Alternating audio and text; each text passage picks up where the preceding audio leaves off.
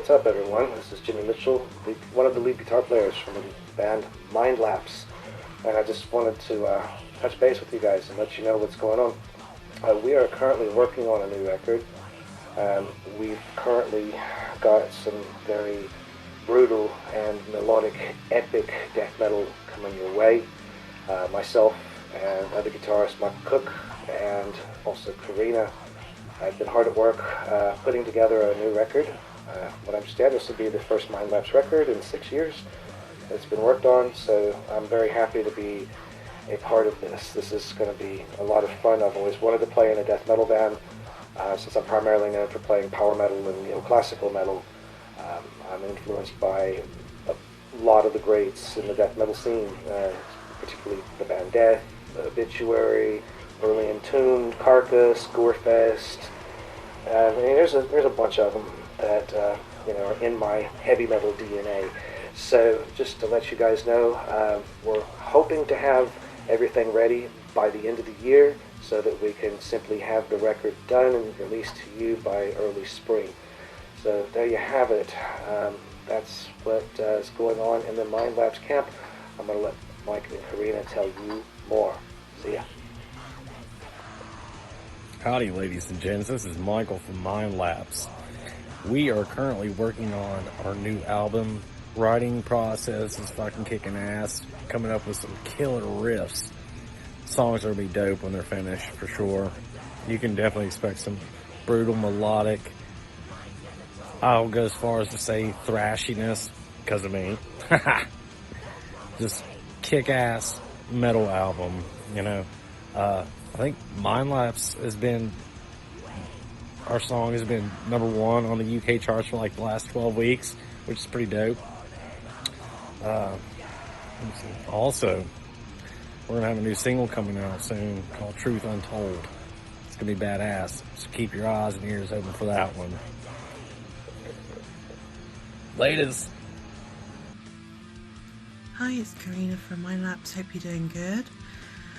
So, Mindlapse have got a lot of good stuff happening at the moment. We've got a single called The Truth Untold that's going to be out later on at the end of the year, and then next spring we're looking at releasing our album, which is going to be badass. Expect brutal death metal along with a bit of melodic influence and some thrash, but obviously we're going to have a great metal album which will combine a few different sub-genres, I suppose, but expect brutal. It's going to tell a story. It's going to be badass. I'm very excited about the content that we're writing at the moment, and yeah, we're still looking for a bass player and drummer. So if you're from the Ohio or West Virginia area, drop us a message on the Mindlapse page and let us know if you're interested. But right now, the stuff that we're coming out with collectively is killer. Seriously, it's going to be badass.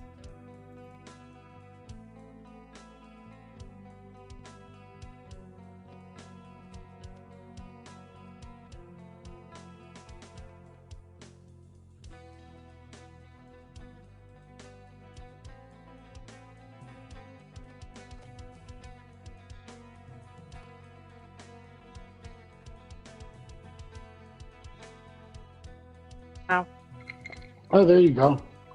Are we live? I guess we are. Woohoo! Oh, well, yeah. Welcome. I'm Johnny Chadwick from Rough and Rude, and you're Karina Share with Ragebreed Records. Well, welcome to our show, Ragebreed Live Meet and Greet. How are you doing, great. Sweetheart? I'm doing good, thank you. I've got my gin and diet tonic. Diet tonic, and I got my rum and a lot of calorie Pepsi. No worries. I don't. Fuck them. So, what's up? What's new, honey? How's everything going? How's Mindlapse? Yeah, really good. So we've just finished a interview, obviously, with you guys as well in the Asgard Radio, and Yeah, things are going really good. We've been basically practicing a new single called The Truth Untold. So that's going to be our new release, which is really exciting because it's the first time that we will have 2 new guitarists in Mindlapse. Right. And the actual riffing is it's just blowing me away. It's so good. Really? It really is. Yeah, like I'm so excited. I haven't been this excited about, the band for such a long time, and it's just new energy. Everyone's really, motivated to get it done. Jimmy's writing some cool riffs. Yeah. I've got about 5 riffs as well. Well, 5 songs actually. So, and Michael's got a lot of the thrashy element as well going on in there. So collectively, we're writing a really killer metal album. Wow, the guys in the band, they're really awesome. I met them the first time tonight, and Yeah. they're nice guys, good guys. Now, Yeah. excuse me, now back to you now. What was your, how, wait a minute, I got the hiccups. What got you into music in the first place? How did you get in? I've always been really into it. I mean, when I was really young, I was one of these people that used to love to sing at school. So, and I like to act as well. So I was like a flower fairy. It was like this, with all the little kiddies and stuff.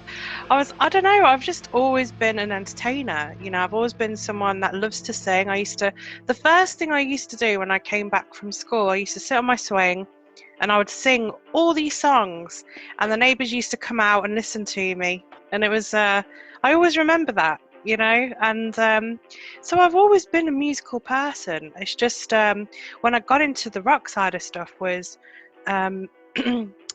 I guess it's always been in the family. My cousins were into it, but for me there was a point in time where I remember I couldn't sleep one night. I went downstairs and I put on the TV, and there was Slash and Axl Rose running across the stage. And I was like, who are these? Oh my God, and they're Slash doing the do-do-do-do-do-do, the 3 Chart and Mine stuff. And Right. I was just blown away. I was just like, wow, and so the first album I ever bought with music was Guns N' Roses' Use Your Illusion 1. That was my first cassette. Nice. Yeah, it was the first cassette. And and then after that, I remember my first single was Pantera, I'm Broken. Oh, bad. And let me just try to think. The first EP I ever bought was Carcass Heartwork. Wow. So it was like I went from classic rock to like kind of metal to death metal, which is really interesting because I still like the stuff, Yeah. It's so those 3 bands inspired you to start the music. Yeah. So, but what I think when it comes to Mindlapse specifically, because that made me pick up the guitar. So, that's when I started to ask to play guitar and things like that. And the first song I ever learned on guitar was Nothing Else Matters by Metallica.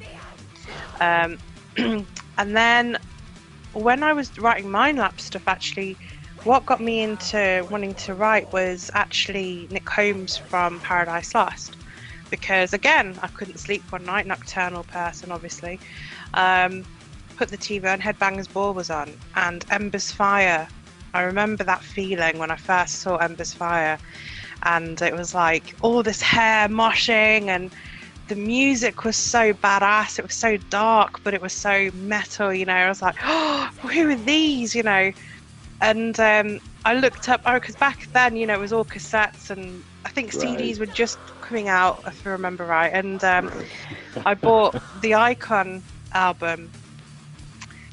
And when I listened to that album, my God, my whole life changed. I was like, I want to do this. I really want to, write me. I mean, it wasn't just the music, it was the artwork, it was the lyrics. It was like, I need to write an album like this. So the very first Mindlapse stuff that we ever wrote was like a gothic rock project. And that was called Myself and I. And it was, you'll hear it in the discography album because we released everything that we've ever done in Mindlapse with Forgotten Memories of Past Lives. So you're talking, some of this material's from 96.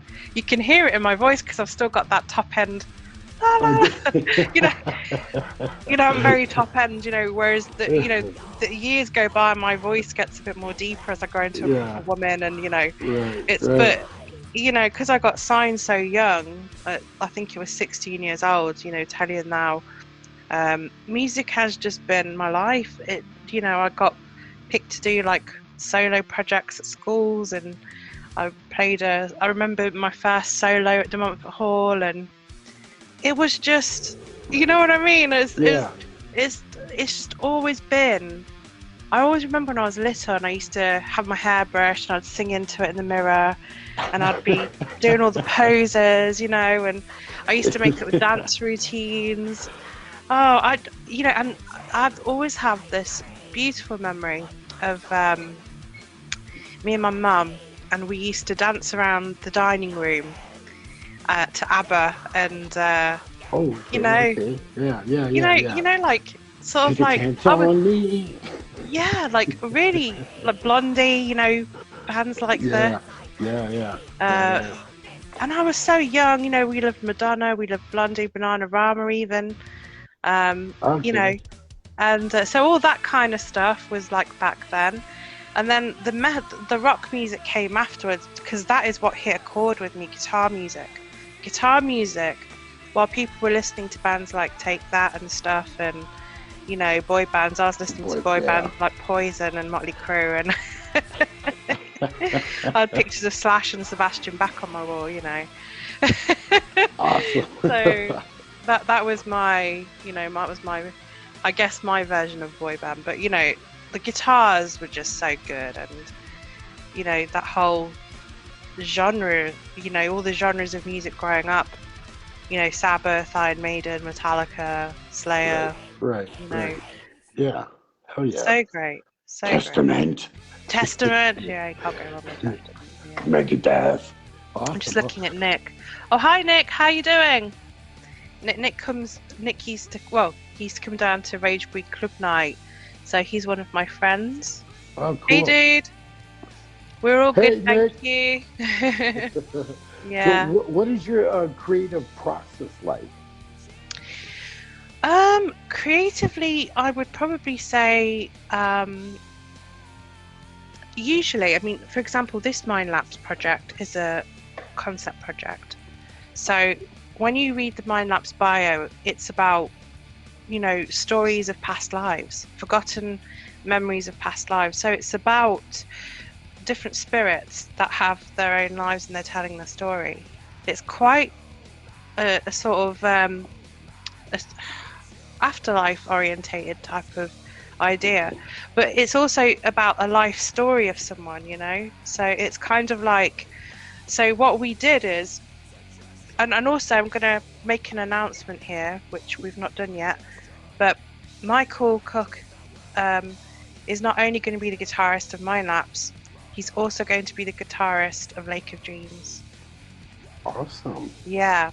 So how this fits is, Lake of Dreams is going to be doing all that kind of pagan folk sort of stuff, like Wardruna, Fawn, The Gathering, those kind of influences, Anathema, a little bit of symphonic neoclassical stuff. So that's going to be really ambient. And then part of the film that we're working on with Lake of Dreams is when the druidess goes into hell.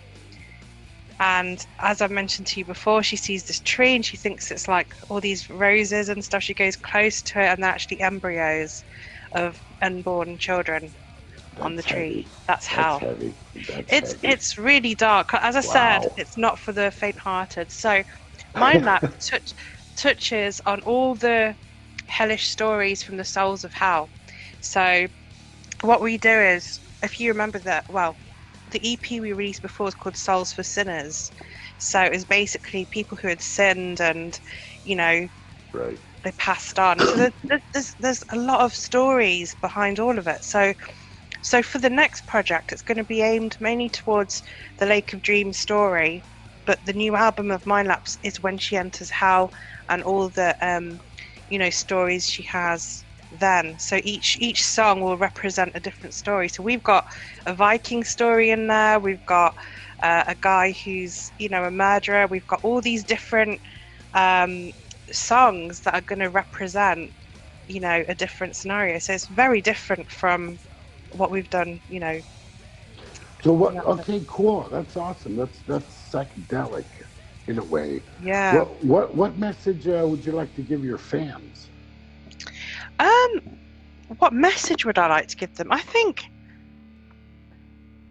with Mindlapse, I think we want to tell a story, I guess. It's a bit like yin and yang, you know, like with Lake of Dreams it's the yin, with Mindlapse it's the yang. So it's kind of like an understanding, and it's all part of like this whole big picture, isn't it? It's like, without going too deep, but you know, like the yin and yang completes a full circle. Yeah. So I guess we kind of want to say, don't steer away from negative things, deal with them, you know, because a lot of I mean, when I was a lot younger, I used to just pretend it wasn't happening and push things away and not deal with it. And a huge life lesson for me recently has been, actually, pain is actually part of processing. You have to go through it. If you keep burying it and turning to escapism, it's never going to get resolved. It's like, you know, you just go through a loop over and over again. So with Mindlapse, it's like sharing that negativity of, you know, the difficult emotions that we find hard to face, and actually processing them and actually telling the story of your life. And it's kind of what I do as well, I suppose. Like, you know, I'm not afraid to talk about my own personal life stories and what's happened to me in the past and things like that, because I feel that it's there to gain wisdom from. And so I guess Mindlapse is I guess, well, we're entertainers, we're storytellers, but really it's about the music and how we can bring the two together. Do you? Yeah, I was just about to ask. Do you take the bad stuff that happened to you? Do you take that and turn it into something good, like in a great song or something? Oh yeah, like one of my biggest quotes is, "In darkness, creation is born." And that is a huge quote for me, because when I was very young, how I used to deal with my negative emotions was I used to draw quite a lot, and I used to do a lot of poetry, and I used to jam music a lot, you know. And I think that you can use that energy as fuel and put it into something productive, something positive, as you were saying, you know. So some of that will be personal experience, some of it won't, some of it's imagination, some of it's storytelling. And it could be somebody else's story, it could be, you know, it's all stuff that's interlinked. It's a combination of imagination, creativity, personal feelings, I would say. Personal, maybe I've gone through my own personal traumas, but I can use that experience to write, you know, and add it into whatever we're writing and things. So, yeah, awesome. there's definitely an element of that, but I wouldn't say it's the whole thing. Yeah. You know. Oh, awesome. Now, if you could open up for any band, what band would that be? For me, oh God, that's a hard one. Probably Carcass or Opeth. Those two are like a really two big defining bands for me. Carcass because they're an incredible British death metal band, and they really got me into the heavy stuff. If I hadn't have bought Heartwork EP that day, you know, who knows would I have ever been into death metal, you know.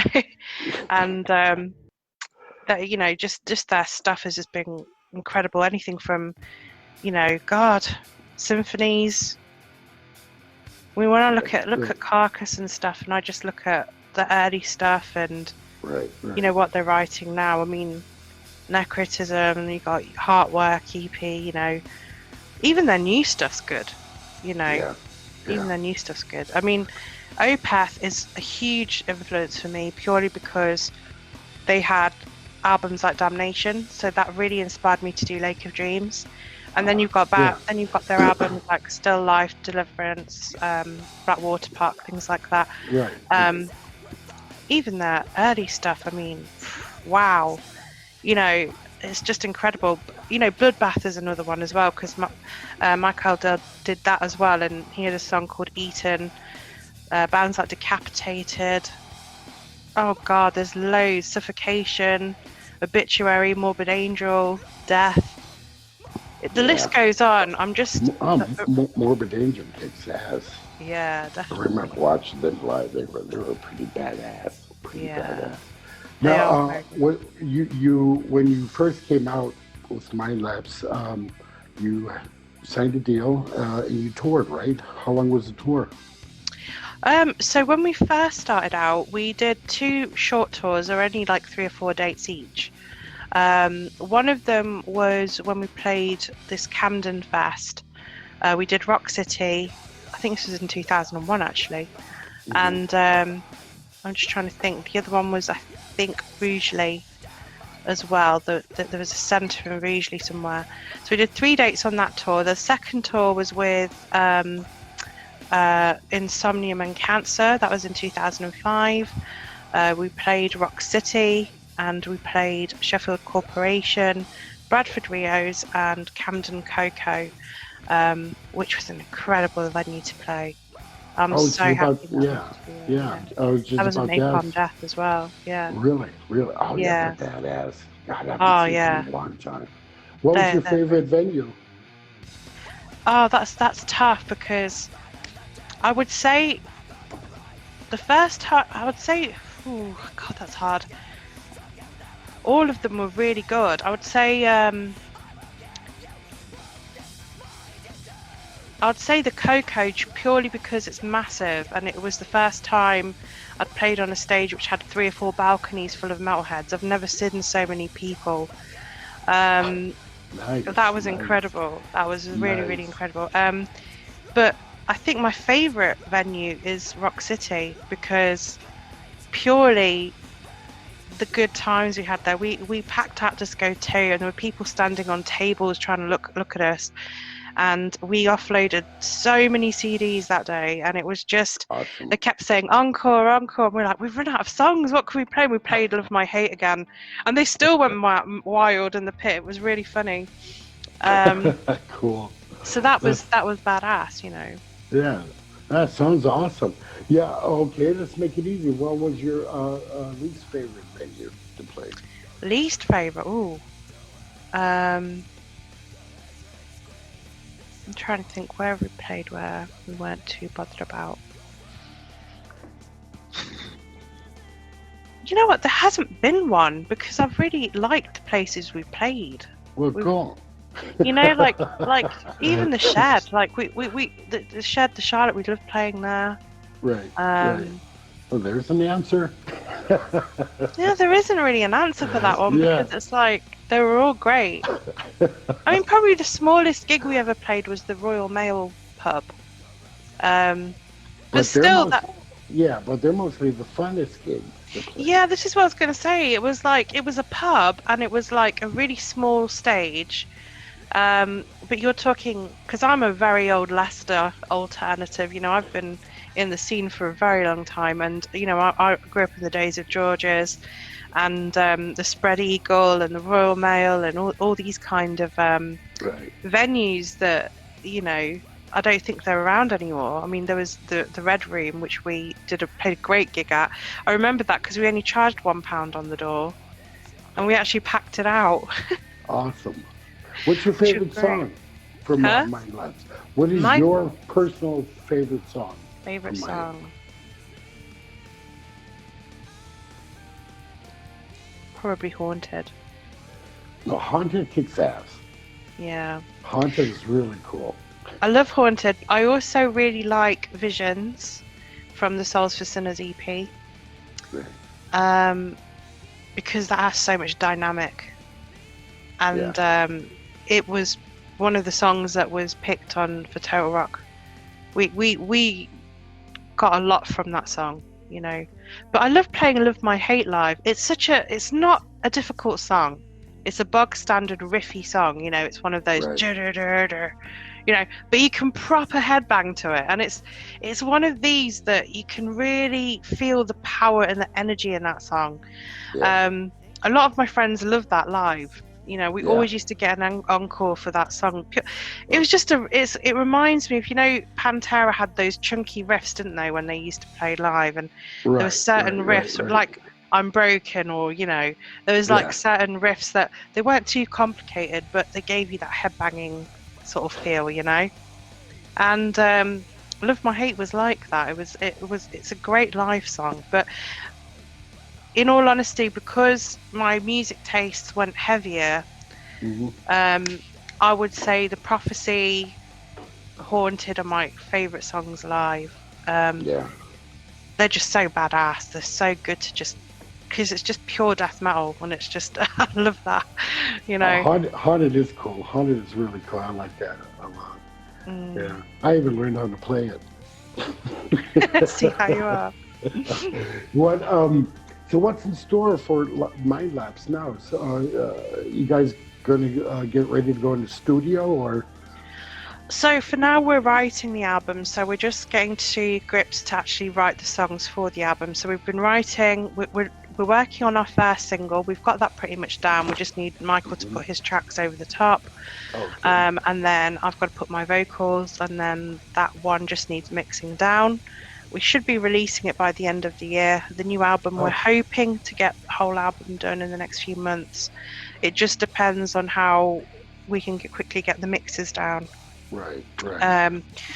But we're hoping, Jimmy was saying next spring, I think we'll have it already done and dusted, printed up, all that kind of thing. Oh, sure. It takes time.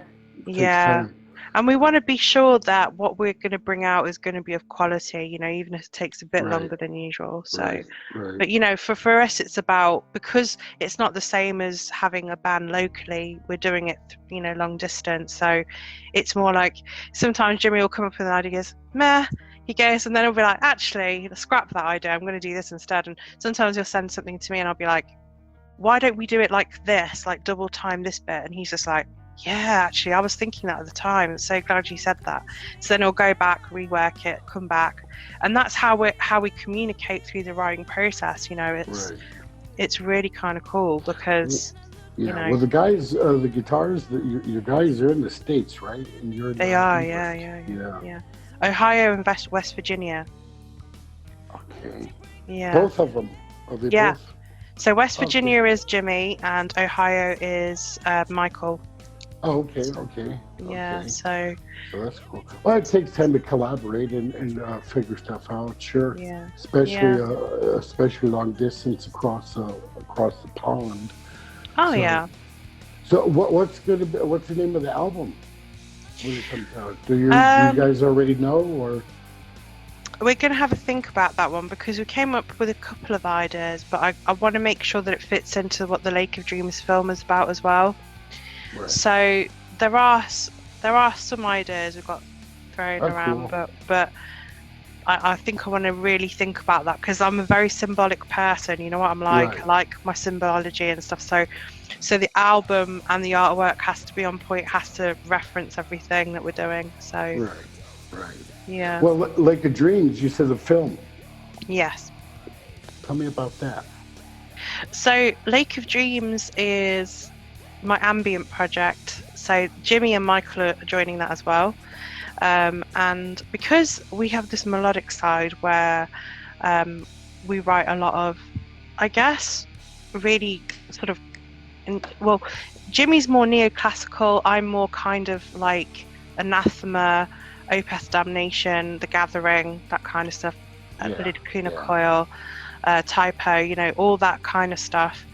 And then Michael has got some melodic ideas as well. So we said, why don't we have it as a collective thing? Because we're going to be doing the film anyway. It makes sense to have all three on both projects, really, because we all work so well together. But I mean, it's even as friends, we can literally just, shoot the shit with each other. Like we can chat for ages and have a few drinks and talk metal, and it's great, It's really, really cool. So it's, Yeah. Well, that's cool. Yeah, especially, long distance. Back in my time, we had smoke signals. Yeah. So the internet, how has it impacted the music business in your point of view? How has the internet impacted music business, you mean? Yeah. Or writing it? How would you? the music business in general? I think it has its pros and its cons. I think a lot of music is more accessible. So people who actually enjoy buying CDs, for example, can actually get to listen to the CD before they buy it. So in that sense, it's really good. But people that don't have that thing where they want to collect CDs can be difficult for obviously musicians, because they'd rather just stream it, you know. Yeah. So there's pros and cons with everything. I mean, as long as your music is getting out there and as long as people are listening to it and you're getting well known for what you do, they'll probably come down to a gig. You know, and this is the time where we have put a lot of focus on merch, which is why we have the Ragebreed girls, the Ragebreed That's Warriors. what I'm getting to. Exactly. We're you know, it's like we're wearing band merch. We're trying to encourage people to buy band merchandise because, you know, that's where a majority of their money will now be from. Right. Yes, you can buy stuff through Amazon. So, you know, I think people are getting in the habit of buying. You know, I've been buying loads of albums through MP3s from Amazon. You know, it's just easy for me to, you know, listen to. And I do buy solid CDs as well. You know, if it's a band that I really, really like, I still do that. Right. So I guess it's just, you know, the internet is a great place, especially for bands in terms of promotion. And I think, you know, people can utilize what we have now in terms of social media to promote themselves. Like before, we would have to put a poster up somewhere to, you know. Can you imagine? Remember those? Hey, I've been there, done that. Yeah, I mean, Oh, I yeah. remember I would get these I mean, I didn't even have like proper print stuff back then. I mean, you're talking years ago now. You're talking about, you know, printing out flyers on Word. You know, Mindlapse have got a gig here. You know, fuck. Oh yeah. And then You all remember night. that? Oh hell God. yeah! And then all night with what's it called? Wallpaper paste, and with your flyers or posters, and hell yeah, all night. So you know, we've come leaps and bounds in the sense that we've got access to all our friends on our feed. We can say, hey dudes, here's the new Mindlapse tune, and straight away, if people are interested, that is, they'll listen to it, you know. Sure. And then you've got obviously your groups, pages, you've got Instagram, Twitter. I mean, in a way, it's opened up a lot of doors in terms of promotions. Exactly. You know. Yeah, because you got a kick-ass record label with a lot happening, a lot of things happening. Absolutely. And I tell you what, as a musician, as an artist with the band Rough and Rude, I am very proud to be signed with Ragebreed Records. Because Karina, you guys in the family at Ragebreed kick ass. Really, it's so comfortable. It's a family atmosphere, and that's what's missing today. You know, because you got too many bullshit haters out there. Yeah. And that's what we don't have at Ragebreed. No, exactly. And that's why I'm really, really, really proud. I'm proud of you. You've been doing such a fantastic, brilliant job. It's unbelievable. And tell me more, or tell the boys and girls in TV land, what's Ragebreed Records all about? Well, I mean, our main goal because is to there's help a lot of bands. Yeah, exactly. There's a lot of bands. You know, newcomers. They don't know where to go, and a lot of companies they just want to rip them a second asshole open and just take all the money off of them. And Ragebreed is not like that. No, and I think a lot of people assume things, you know, whereas where we're very, I mean, the reason why I can do what I do and the reason why we do things the way that we do is because I'm in a band, you know, and that helps with a lot of things because you can see it from both perspectives. Is what I'm doing fair? And I always I always assess my decisions. And if there's things that I've done in the past that I think, okay, I can understand that point of view, I can maybe do things a bit better this time, or I can maybe try something different, you know, and it's all about learning and thinking what works for me, what doesn't work for me, you know. But with Ragebreed Records, I mean, the majority of the money goes to the bands. I mean, we only take a small commission, and we do that because we want the band to feel like they're cared for. We want them to feel that we are doing this to better you, to better your performance and help in the ways that we can. So we try and do what we can do from our end, and then obviously we've got our PR company, Metal Devastation PR, who have been doing a kick-ass job, which I think has been really great. Couple that with our contacts and our Ragebreed team that are sharing things, and and we just aim to get you guys connected with our affiliates, and and through that we can create a great network where we can all grow together. So Ragebreed, say, affiliate with, I don't know, say Concert Junkies. Concert Junkies get some content for their video by interviewing Ragebreed bands. Ragebreed bands get interviewed. They go under Ragebreed. We give them a radio show. They get a playlist on TV. They get a section in the magazine. It's all interlinked. And everyone rises together because everyone gets something out of it, Exactly. Exactly. That's very, very, very fair. What tell me about the Ragebreed magazine. When is that coming out? So Ragebreed magazine, because we've got new staff at the minute. Sorry, I think it's a moth or something, but a midnight vampire moth. But so with Ragebreed magazine, we have struggled a little bit because people have come and gone, and when people come in, I design their page, and then they decide to leave, and then I'm like, oh god, I've got to design that whole section. So it's been a very difficult process because we've had to sort of bring in new staff, which we've got now, and they're now, once they've got the sales in and stuff, we have more compilation sales, then obviously we can design each section for their part. So initially, when we first brought in new people, they didn't have, we still needed to train them up and everything. So right now the focus is on training and getting them, I'm doing one-to-ones with them at the moment and trying to do some group training. So once that's done, and they're bringing in the sales, and we've got the ads and all the spaces filled on the compilation, then I'll be designing, and then it'll be released. But a majority of it is done. It's just obviously now we've got newbies in, it looks and we've got to exactly. and also got to redesign the stuff of the people that have left. So we've got to change the banner, we've got to change a lot of things because it's their interview, so we may have to redo some interviews. So it's a lengthy process. I don't think they quite understand what it's like having one designer doing a 144-page magazine, but also you've got there's so much work. I love it though. I love the work. When I've done the section and I look at it, I think that looks badass. I love it. My nipples got hard. I saw a few sections. Whoa, ping. It looks great. I can't wait for it to come out. Sure, it takes time.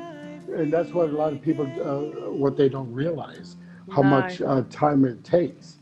Exactly. It's just, they think it's a blink of an eye and it's there. No.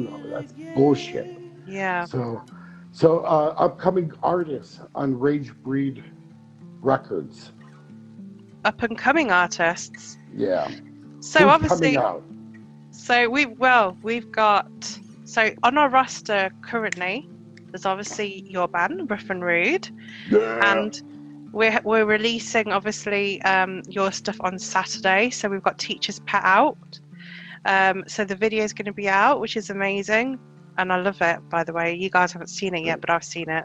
But it's really, really good. Thank you. And then obviously we're going to be you're going to be having your PR stuff going out because of the new single, so you're going to be all in the press. And then we've also got a band called Incognito Theory that you guys may have heard. Badass. My buddies. They're so cool. Yep. And shout to Dave from Incognito Theory. They're doing really well. And they've got their self-titled EP out at the moment, and they're releasing some singles.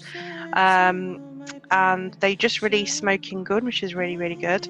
And if you guys haven't heard Set It Off, you need to listen to it. It's really good. It's the song that made me sign them. Yeah. I'm just trying to think what else is there. So then we've got self-imposed Exile, who are like black metal. They're like progressive black metal. Probably black and death metal, actually, I'd say, because they've got different elements in there. But yeah, great band, and they recently played a Hammerfest in the US. So yeah, we're going to be focusing on them in November, I believe. So we're going to be doing a lot of, promotion with Self-Imposed in November, and then hang on, let me think. Is this right? No, October. Sorry, Mindlapse will be November. Exactly. And the reason why that is because we're hoping to release the Mindlapse single in November. And then it's I just love it so much. It's just so badass. It's just this bit in the song, and it's just so fucking brutal. I just love it. And I'm gonna go really low end demonic, kind of guttural vocals as well. But oh really? Yeah. It's so weird. Even Jimmy heard some of my singing. He went, "Dude, how the fuck do you do that? Like, you can't even tell it's a female singing." I was like, "I know. I'm channeling a demon." Oh, badass. Oh, badass. Well, I was joking. Well, I'm joking. We got the 333 going on. Yeah. You good witch, you. Angel witch. There you go. But it's good to be back, so it's okay. It's all good. Well, singing deep in it. So I guess you do sing in the shower, huh? God, if I sang death metal in the shower, my neighbours would probably be calling the police. They'll be like, "What the fuck is that?" But I do have a melodic voice, remember? I can actually sing so. Oh, you do? Yeah, you can. Yeah, you can. Yeah, I can't wait to hear the new single coming out from Mindlapse, and like you said, Incognito Theory, badass band. Every band that you have signed with Ragebreed, they're badass. There's a reason why you signed them, because they are badass, Yeah, we have got a new signing coming up, but I'm not going to mention it just yet because they haven't signed the contract yet. Okay. But yeah, they're changing a bit of direction. We're going to be focusing on marketing them. But I'm really happy with I'm very happy with their music. I think they're badass. They're brutal as fuck. Where are they from? America. All right. I'm not going to say where because you'll guess. Yeah,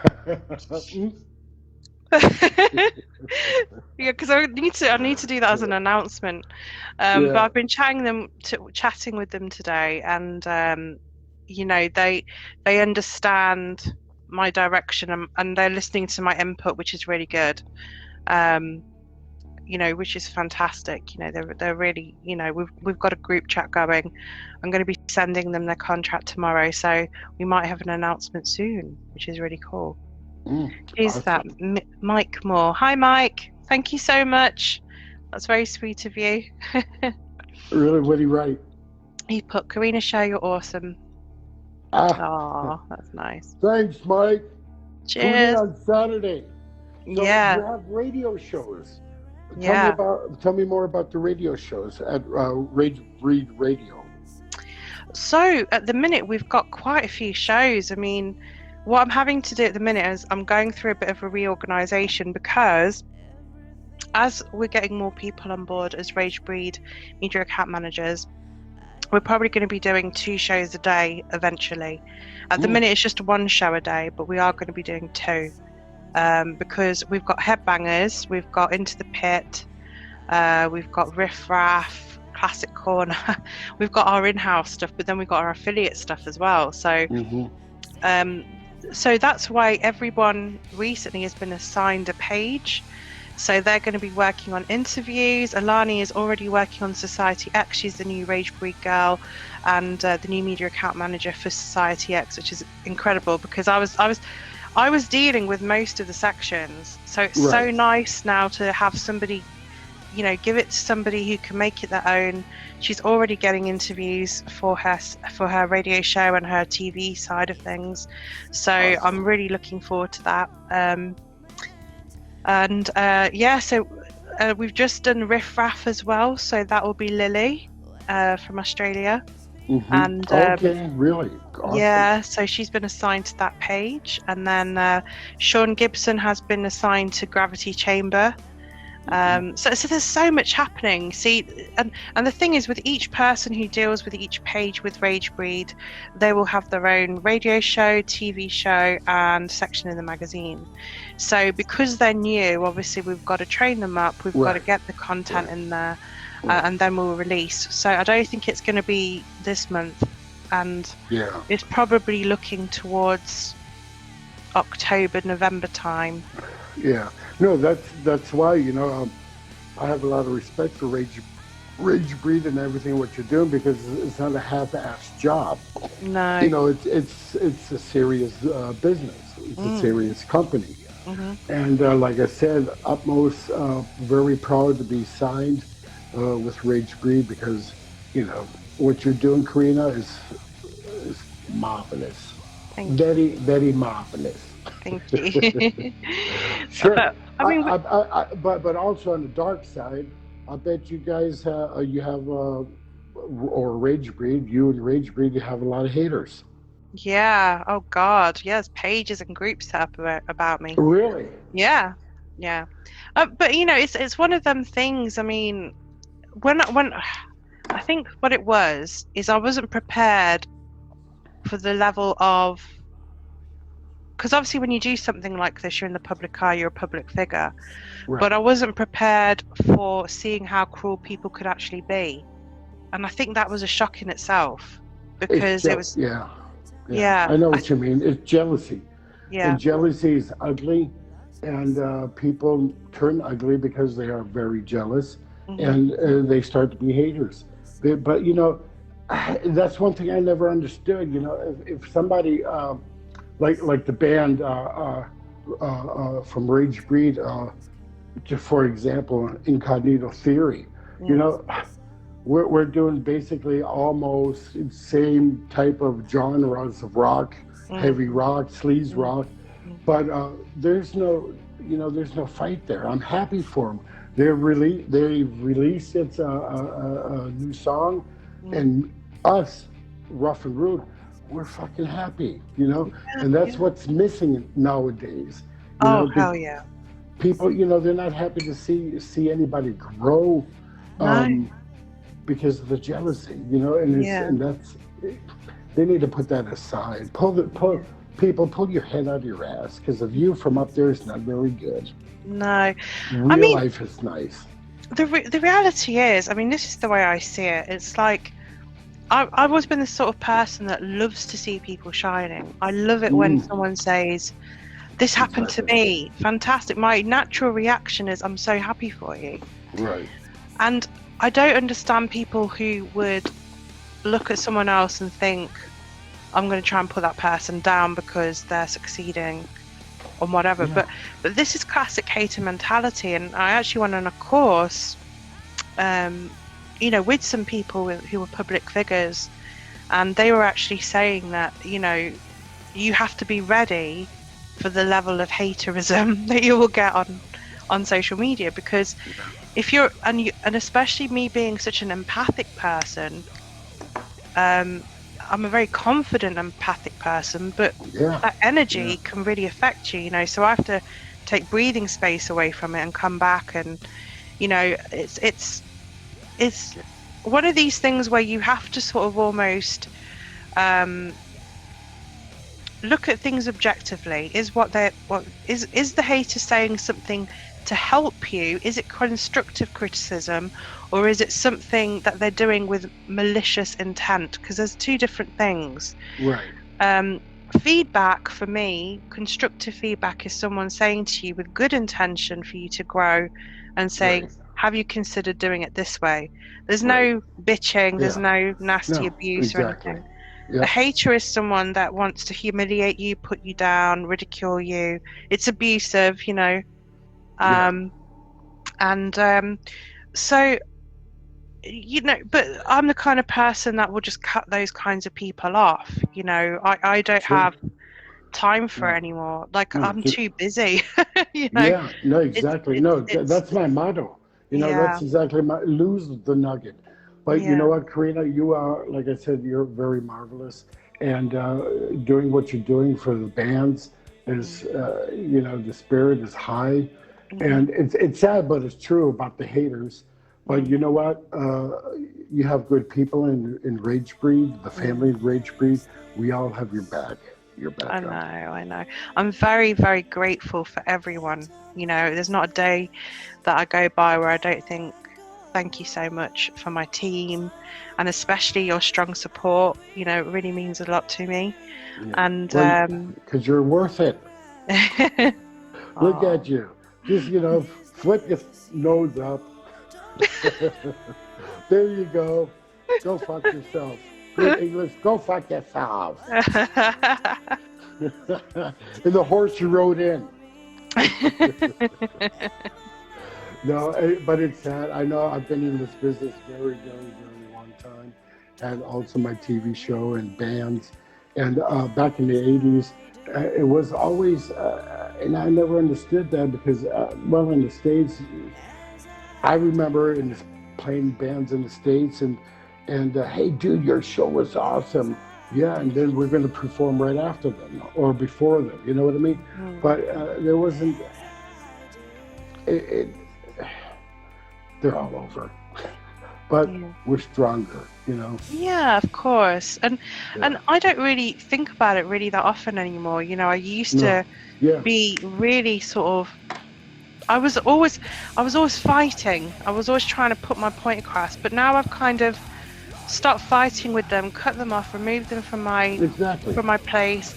But also, I mean, if it's something like a genuine thing, like a rumor that's particularly bad that's got out, that could jeopardize, how people see Ragebreed. I mean, a classic example, people saying that we weren't paying bands at Ragefest 2019. So, when we clearly had a ticket policy, which we put up on there, all the bands got sent tickets in advance. And then also we paid all the signed bands, and we have that, through signatures, we've got evidence of that because we asked them to sign a receipt. We've even got a spreadsheet of times and dates of when we sent the tickets out. It's just people who like to spread rumors to bring the competition down. That's what it comes down to. Sure. But in that situation, yes, I will then stand my ground and say this is rubbish. Here's a cease and desist letter because you're telling lies about my company. Because we always try to grow, and we always try to learn from past, and we always try to be better at what we do. Putting in processes, especially. I mean, things like change management, customer service. Process. What do you do if this hasn't? Say if you haven't received an item, what is the process to who do you get in touch with? What email? It's things like that where you have to put in things like that. You've got to have a dispute process. You've got to have a customer service process, in order for things to get resolved. And genuine queries, they'll get in touch with you because they want resolved. They're not there to, try and bring you down. They're there to say, this is an issue I've got because this happened.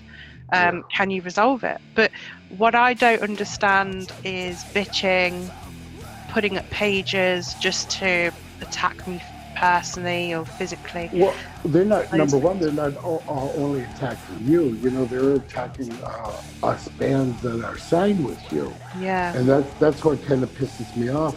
But they're doing that because they're bored.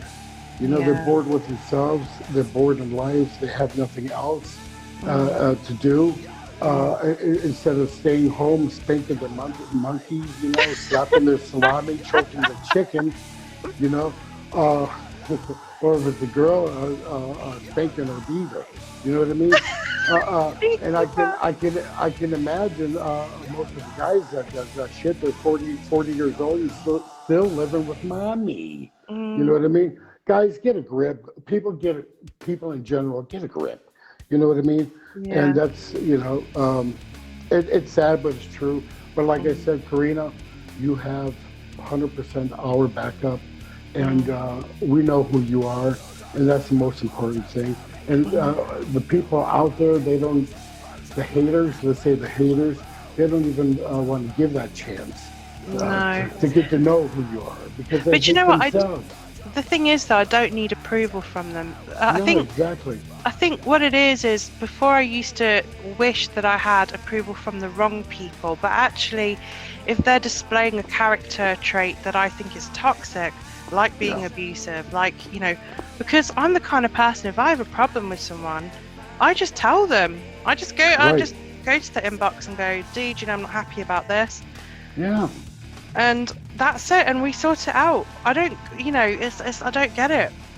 And that's being human, So, and not a bunch of Neanderthals. Yeah. But that's how the people are. They're not happy with themselves, so why should they be happy for somebody else? Yeah.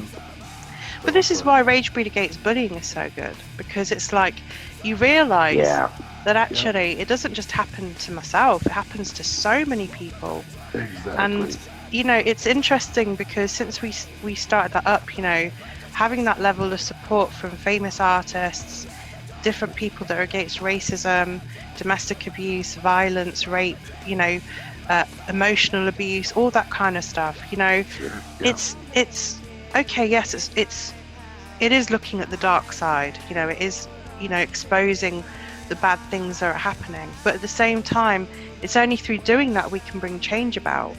And this is the reason why we even set up Ragebreed Mind, Body and Spirit, because the aftermath of being a target of bullying, you need to really, grow again. You have to rebuild yourself. You have to remember who you are, Exactly. And especially someone who has been on the after, effects after, being, through a difficult trauma, say, for example. So it helps everybody, it helps people who have wanted to voice their story because they've gone through something. And, it's about justice. It's about saying, this happened to me.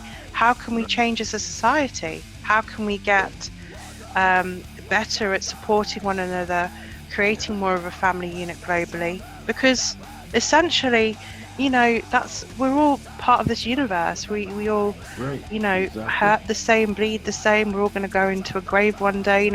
Why not keep the experience that we have on this earth, help each other shine? Why can't we do that, and be happy for people, Exactly. And that's why I admire you so much, because I know the bullshit you went through, but you still walk around with your head high. Yeah. Oh, absolutely. Right? Oh, fuck them. My invisible crown. Well, because number one, you're the bad bitch in the business. Don't spill your gin. Oh God, no. So what? What famous musician do you admire? Who would you like to work with if you had a possibility? Who would I like to work with? Mikhail Achterfeld from Opeth. Why? Because I've met him already, and he's really good at what he does. Music-wise, Johnny. Oh. Well, I didn't think you was gonna do toenails and stuff like that. But anyway, he doesn't do pedicure. Oh God, don't. No pedicures. No pedicures. No pedicures. But well, I have pedicures, but Do you? I need to get my toenails cut too. I've been ripping up my carpets, walking barefoot. Fucking hell, do rake floor. We don't need any garden equipment anymore. We've got Johnny's toenails. Hey, any farmers out there that needs to have their Oh God. Just call me. I'll walk through. Oh, awesome. Well, okay, sweetie. Well, it was great talking to you. Yeah. And thank you for the good time with Ragebreed, and thanks for being who you are. Thank you for being who you are. Thank you. God, I'm turning red. My nipples are hard. You want to see my nipples? No? Okay. Well, anyway, well, I got to get back. I got to finish my radio show for Saturday, Johnny's Rock Corner. Boys and girls out there, tune in, Johnny's Rock Corner, and hey, click on the Ragebreed. Give us the website where the boys and girls can click on and get more information about this awesome company, Ragebreed. Yeah, so go to www.ragebreed.biz. So that's the main business page.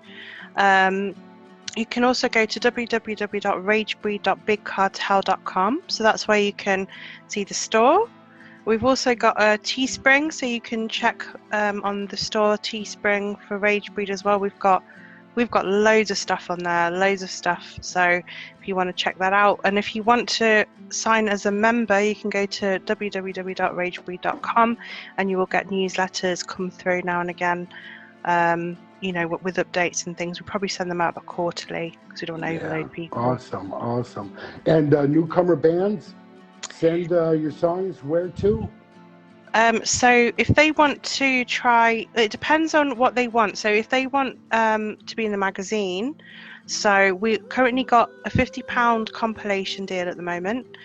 So that includes your track on the compilation, free interview, free review thrown in, and to get on that you have to send an email to ragebreed_magazine_submissions@hotmail.com, and if you could attach your EPK and an MP3 of your music that you would like to put in the compilation, I'll listen to it. If I approve it and I like it, we'll send it off to an account manager to deal with, and they will sort out your interview and your review. That's a great deal.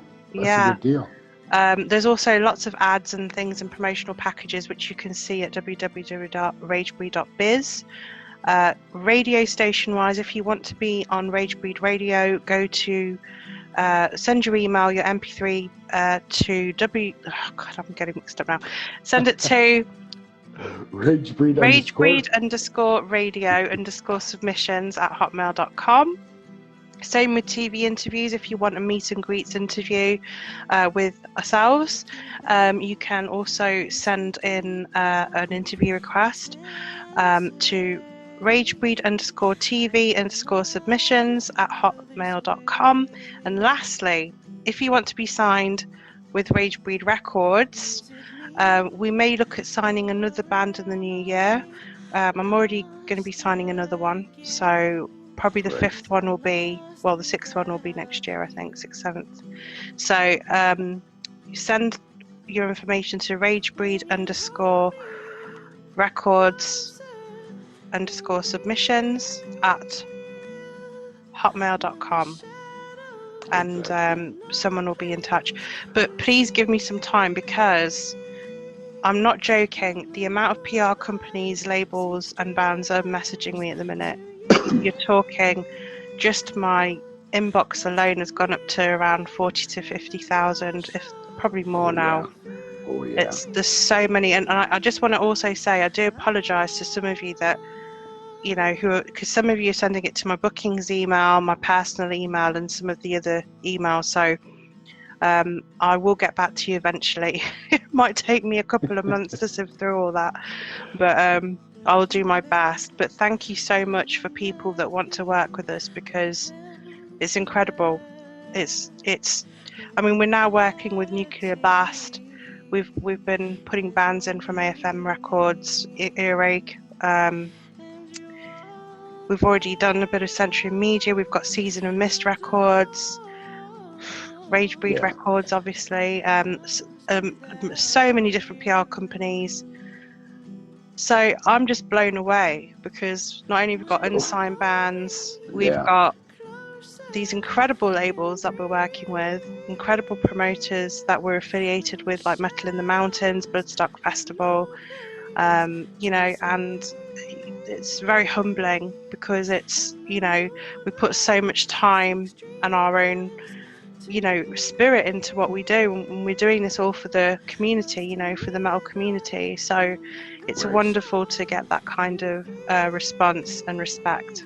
Oh, So yeah. I do, thank you so much to everyone that is supporting Ragebreed, and the team especially who are doing all these wonderful things in our groups, and talking to you all, and everyone who's posting on our groups, because it just shows that collectively we can all work together. It's amazing. That's it. Yeah, exactly. And that's a secret in the pudding. Definitely. Working together. Yeah. Well, sweetheart, it was great talking to you. Boys and girls out there, get in touch. Look up a Ragebreed, and get some information. We have some. I just went off. We have some great deals out there, and Johnny Chadwick from Rough and Rude coming out Saturday with the new single, new video, and also my radio show is called Johnny's Rock Corner, and it's on Saturdays. Yeah, and if you guys have, I have a little segment. It's called Most Embarrassing Funny Moments. Record your most embarrassing funny moments. What happened to you? Send it to Johnny_@ragebreed.com. That's the one. Yeah, that's the one. You remembered. Oh God, I don't remember where I live. Who am I? But who cares? But yeah, Johnny_JOHNNY_Ragebreed at hotmail.com. There you go, hotmail.com. Oh goodness. See, it's not my fault. My mom dropped me on my head way too many times. It's all good. So, Karina, we love you, and don't change. Do what you always do best, is be yourself. Thank you. Love, peace, and hot dogs. Don't be silly. Put a rubber on your willy, and do not drink and drive. I'm taking a street train. Peace. Peace. See ya.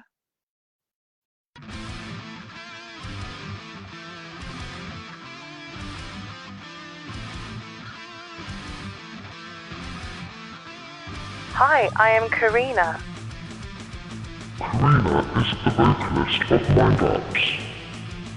Hi, I'm the singer of Mindlapse, and I've just been watching Concert Junkies with Rob and John. So guys, it's time to hit the bell.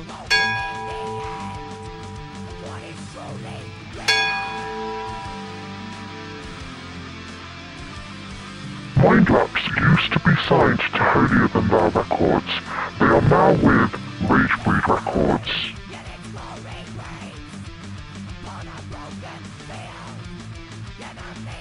What would you take on tour? So one of the questions that was asked to me was, what would I take on tour?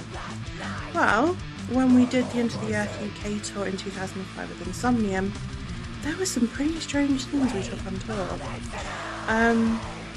We took a mace because we wanted to box with it. Hungry people back then. We also took alcohol, which is a given. We took low GI food. I'm quite into my yoga and stuff, so that probably yoga mat, to be fair. I'll probably need to do that a lot while on tour. What else? My tarot cards, pen and paper, because I like to draw, pendulum, phone. You can do most things with a phone, to be fair. And yeah, that's about it really. That's probably what I would take. Maybe a pendant which symbolises good luck. Because I like things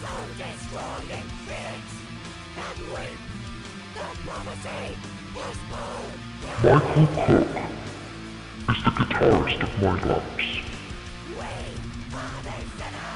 What's up, everybody? It's Michael from Mindlapse. You're watching Concert Junkies. Ron and John, and remember to hit that bell.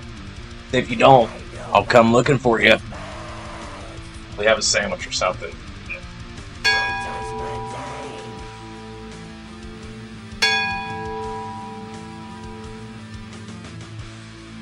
Where can fans buy Mindlapse material?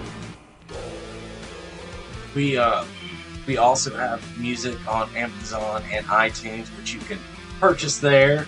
We also have a Big Cartel site, which is ragebreed.bigcartel.com, and from there you can add our page on social media, which you should do because it's awesome. Jimi Mitchell is the lead guitarist of Mindlapse. Hello there, this is Jimi Mitchell from Mindlapse, and you're watching Concert Junkies. Rob and Tom, hit the bell. Where did you all meet? I met Karina on Facebook. Simple as that. I met Karina on Facebook, and Mike, I actually met him about 11 years ago in Charleston, West Virginia. He was playing lead guitar for a band there called Sabergen, and I'm a solo artist, so we were gigging. It was cool. So yeah. If you weren't playing music, what would you want to do with your life? Well, let's see here. If I wasn't playing music, what would I be doing?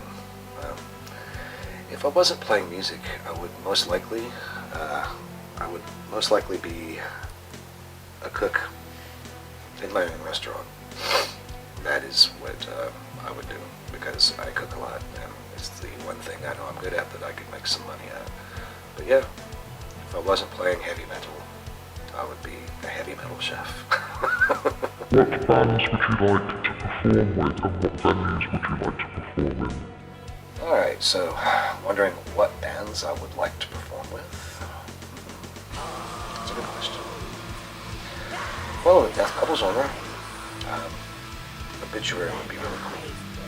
I've actually met those guys, and yeah, they're cool to hang out with. They're funny. Yeah. Carcass. Carcass would be a cool band, to hang out with and meet. Really, there's all kinds of bands. I mean, if I sat here and started listing them, I'd be talking and talking and talking. There's a lot. But venues. How about this? I like to play with these bands in any venue that is cool. It can be indoor, it can be outdoor. I've always wanted to play. It's big festivals like VACA, Hellfest, Download, Bloodstock, those types of things. But yeah, any venue that's just really cool, man. That's the way I look at it. If myself, the bandmates, and also the bandmates and the other bands can all hang out together and drink some beers after the show and have some laughs, then yeah, that's cool. And as long as the people come and have a great time, that's all that matters. So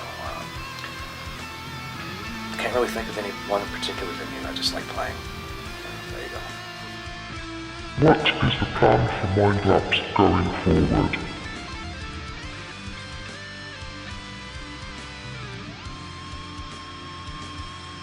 So one of the questions that was asked to me as well is what are the plans for Mindlapse going forward. So basically the plan is, at the moment we're kind of learning the Prophecy and the Haunted for the new album. Obviously we've got Mike and Jimmy on board, so they're writing new material for the album as well as myself. We need to get a bass player and drummer in, so we're advertising for members. We also want a keyboardist in all honesty as well. Then on top of that we will be looking at recording the album, and then we're looking at tour. So from now until then, until we've got the lineups, we're going to be focusing on our media and doing interviews. So if you want to book an interview with Mindlapse, obviously just drop us an email. It's bookings_ragebreed@hotmail.co.uk. So yeah, that's about it really when it comes to our plans. But the main thing we want is a seriously awesome and brutal album. So watch the space.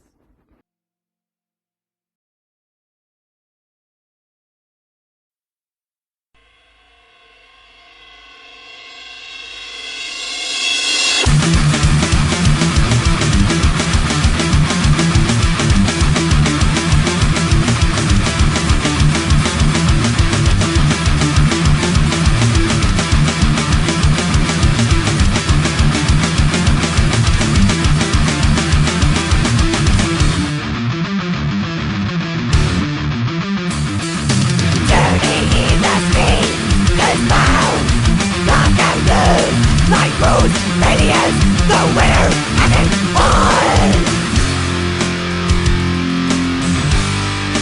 Haunted by your emptiness, died 1,000 times.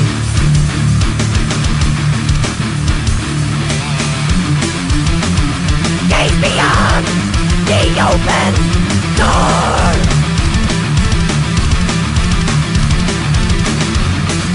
Fear so deep, like stains of torture.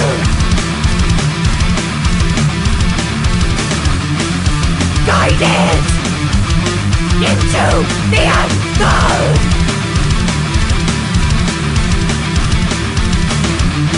With fatal illusions.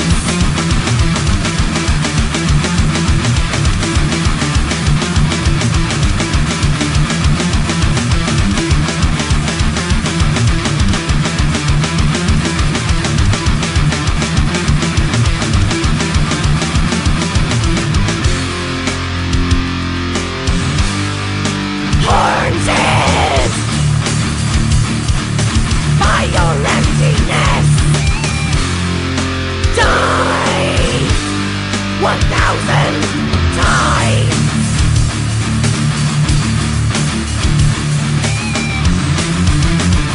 Blood unveiled into blackness.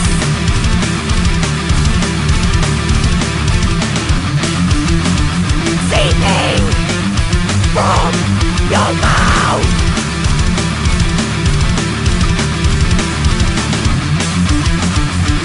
Night angels of the skies.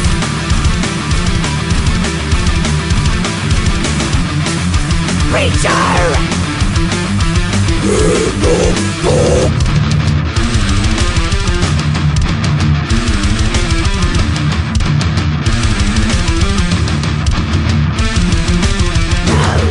From your open neglect, stand by the tide.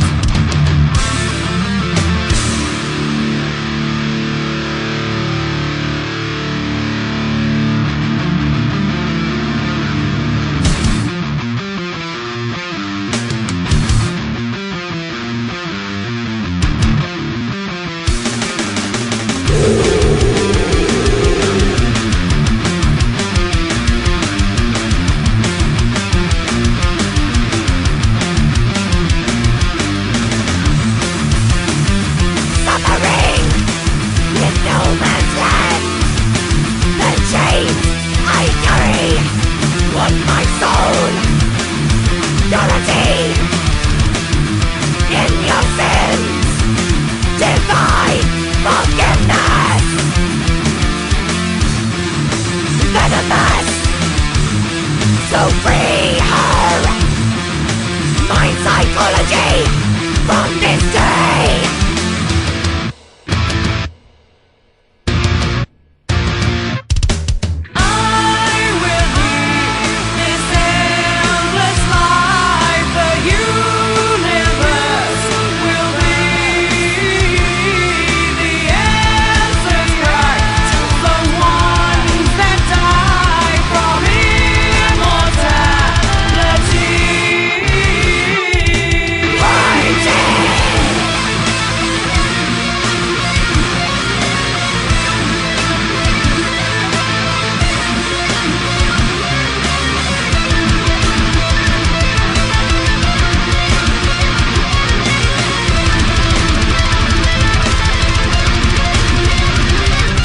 Suffering in chains.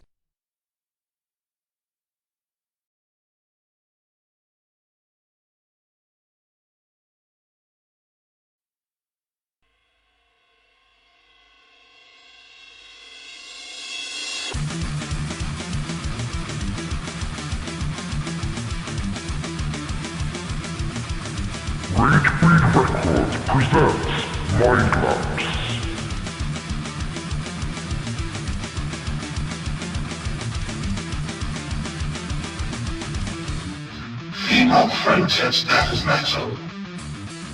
Members from the UK and the US.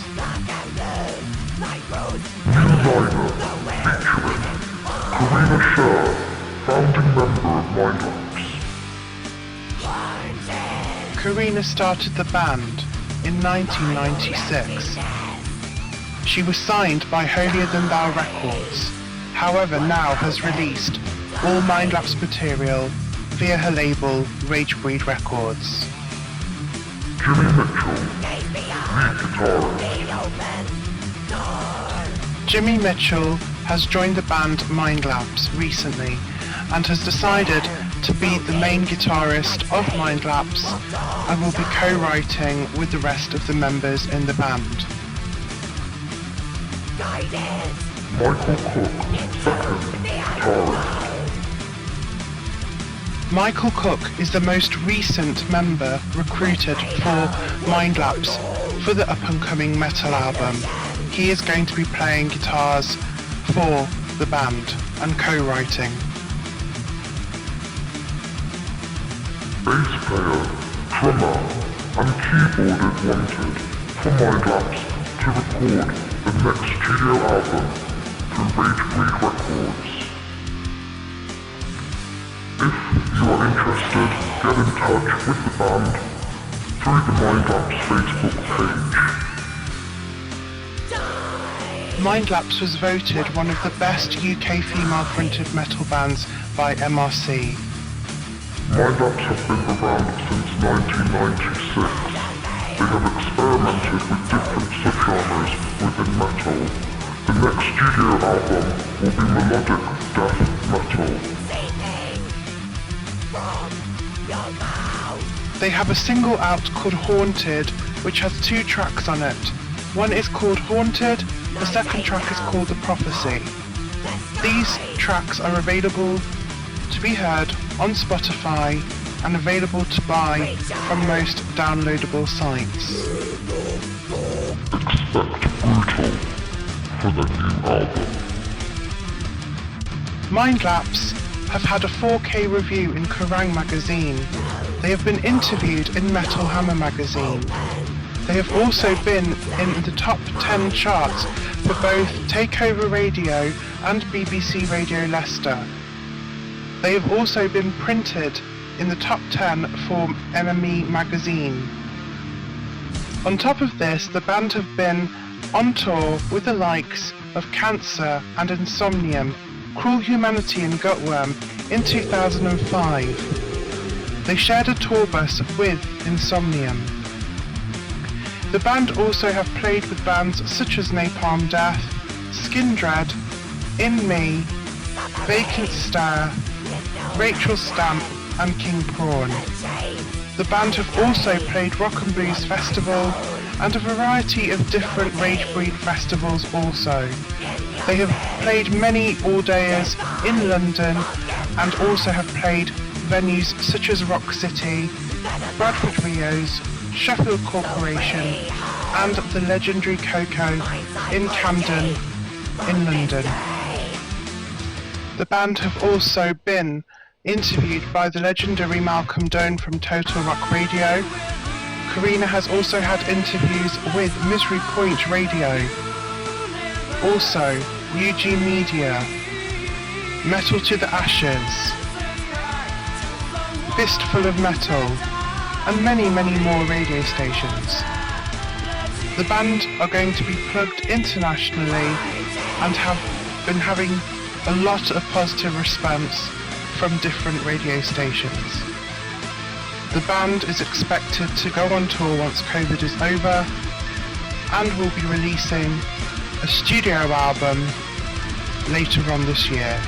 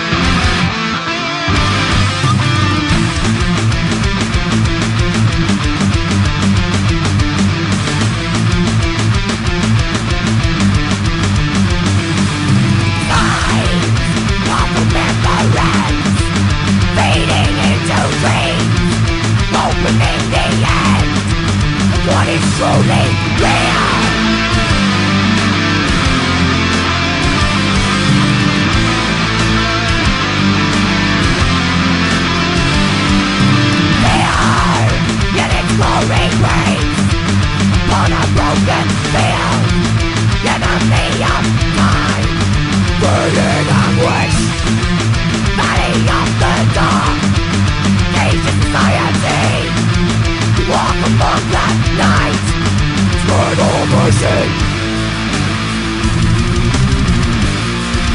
We are the sinners, burning of all gates. Yea, you found respect for Judgment Day.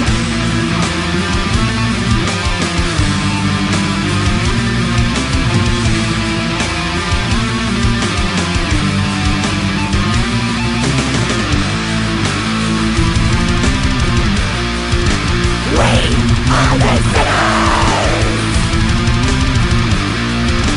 burning of all gates. Yea, you found respect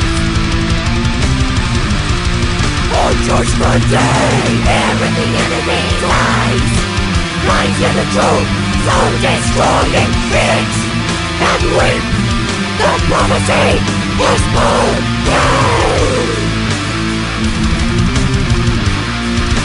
We are the sinners, burning of all gates. Yea, you found respect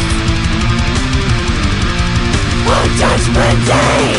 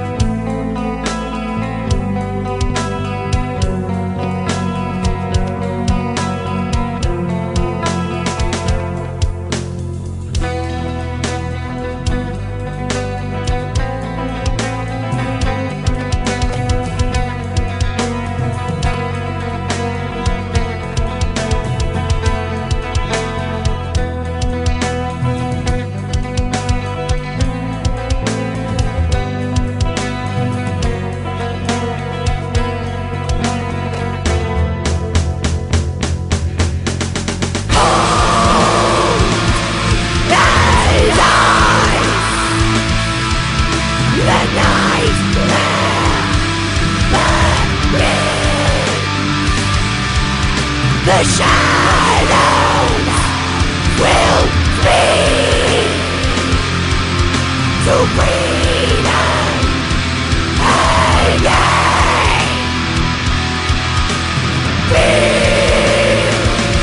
Feeling hell, raising your soul. Something is changing. This raging control.